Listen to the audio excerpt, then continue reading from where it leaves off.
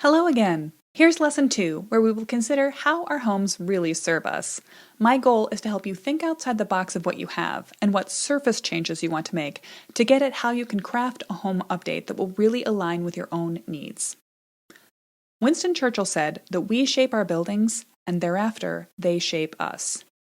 Your house and the way it's laid out, furnished, and finished might make each day a dream, or have you constantly running back and forth between the bedrooms and the kitchen for odd items, squinting in bad light at your evening reading, or feeling overly exposed every time you open your living room curtains to check the sky. So I want to help you consider how your home is working for you. Note that we are now firmly in the territory of thinking about your current home and its qualities. We'll pull your ideal home profile back into the mix a little later. I still wanted to focus on the more essential qualities like layout, natural light, and the shape or size of spaces, rather than on the decorative here. But let's open up our thinking a little. You see, we tend to think about houses in certain specific ways.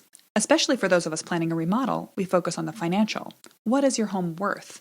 What will certain updates add to its value? Are there things we shouldn't do lest we damage its all-important resale value? That's valid as far as it goes, but limiting. We also tend to think of our homes as a means of showing off our personal style. We use them to compare ourselves with other people, family, neighbors, folks on the internet. We want them to look a certain way because it reflects on our sense of self-worth. That's totally fair as well, but it does deal mostly with the surface of things. There's also a strong American sense of personal autonomy that goes with a home. My home is my castle. Stand your ground laws. We have a sense of control and protection and privacy that we get from our own four walls. But I want to make sure that you're going to be thinking comprehensively about your home. So let's take a moment to dip a toe into human psychology. Do you remember Maslow's hierarchy of needs? This idea has been around since our mid-century houses were built. He developed it in 1948. And it has a few critics, but it's a helpful way to look at how our homes can help us in a multitude of ways. Maslow categorized the things that humans need to survive and flourish into a stepped pyramids of different levels. This is one of those things you can annoy your friends with when they ask what you can't live without. If someone says chapstick or the love of their mother, you can say air. We do need to address our physiological needs first. We need to breathe, drink water, eat, and sleep. I hope your house has got these things covered for you.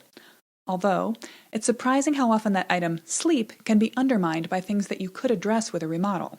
Is your bedroom set up to block out light and sound when you want it to, and yet wake you up with morning sunshine when you need? Just asking. The next level is security. Again, I hope you don't need a remodel to ensure that your house is stable, safe from hazards, and secure. But this is another level we need to check on. Older homes like mid-century ranches can have hazards like lead paint and faulty wiring, so we won't forget this. Those first two levels are often called the basic needs. Then comes the social level. This covers our need for belonging, inclusion, and love. There are a number of ways your home can help foster good relationships between the people who live in it. That might mean creating spaces for you all to come together, or it might mean making sure that there are spaces for healthy boundaries and privacy to be maintained. The esteem and ego level covers our need for self-esteem, appreciation, recognition, and prestige. Certainly you want your home update to feel like it has increased that factor. Those next two levels are grouped together and called the psychological needs. The last level, self-actualization, deals with our need for self-fulfillment, and your home can help with this too. At its best, our homes help us achieve our full potential, making space for creative activities. In fact, updating your home could be a creative activity. But you also need your house to just get out of the way and ease your burden so that you can focus on self-actualizing in other aspects. I'm not going to belabor this point. I just want you to consider how your home is working for you and what it's doing for you on a number of levels. So let's transition from the philosophical to the practical. How is your home helping you each day and each week, in the basic units of time that make up your experience of being at home? Rather than ask that question across the board, how does your home work for you? I want to break it down into more bite-sized chunks. Let's look at how your house helps out, or doesn't, during each of your daily and weekly routines. This exercise may really shake up what you think of as the most important elements of your remodel, or it may simply underline what you already knew you wanted and help you justify taking on the project you plan. To start, we need to identify the major routines in your life. A few of these will occur on a weekly or a seasonal basis, but the big ones happen every day. You can ID them by sketching them out on this handy diagram. Here, for example, is my common or ideal weekday.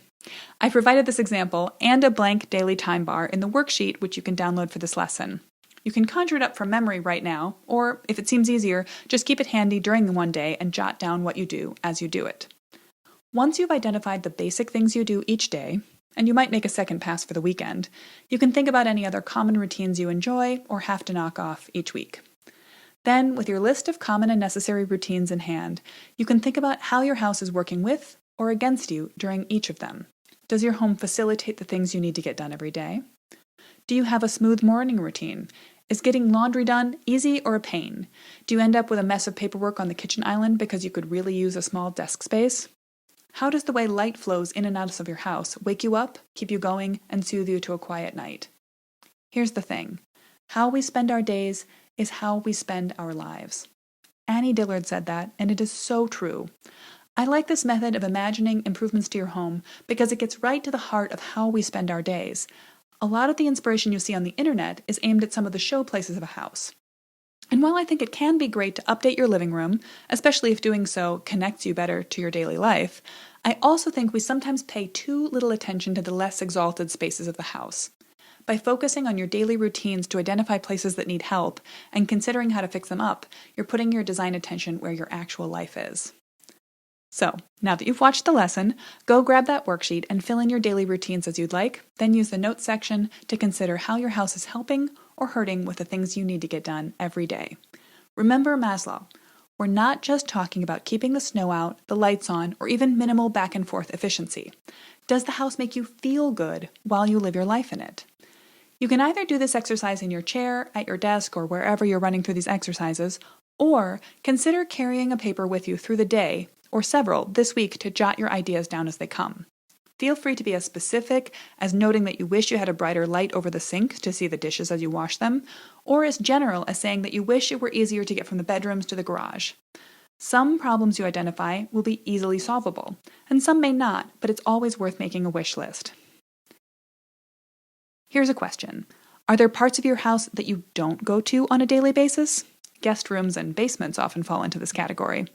Why don't you use them, and are they necessary for their occasional use? Could they be repurposed or improved to make them a more integral part of your life? We'll explore this in Lesson 3. See you there.